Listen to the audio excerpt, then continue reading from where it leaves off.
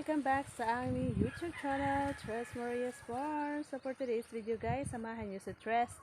At ako ay naglilipat na naman ang aking mga tanim na strawberry guys. Ayan.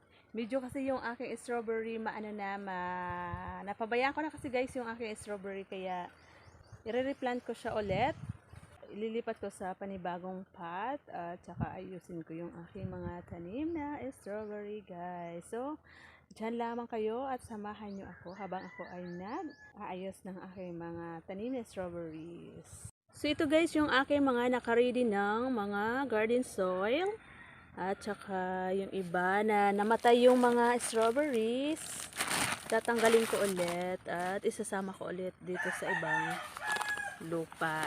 So ayan, yung iba naman dinagdagan ko ng lupa guys kasi konti na lang kasi panay ang ulan, nababawasan yung mga lupa.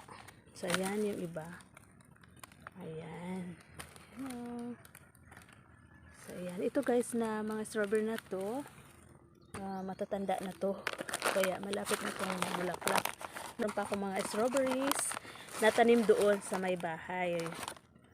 Yung iba namumulaklak na siya, mamaya ipapasilip ko sa inyo. So ito guys, kasi konti na lang yung mga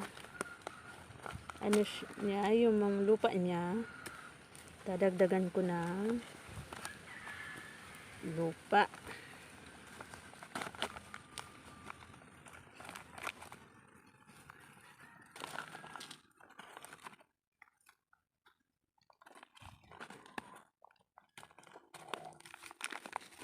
Ito mamumulaklak na to guys siya kasi once na yung yung dahon niya mag-isa na lang, ang ibig sabihin nun mamumulaklak na siya.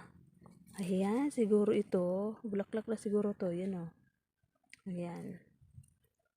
I-monitor natin guys. Ayan nabunot ko yung isa. I-monitor natin to guys kung talagang bulaklak na yung lalabas dyan. So, ayan, kanina naglagay ako ng parang malalim. Naghukay ako na medyo malalim kasi ilalagay ko dito yung mga strawberry ko dyan.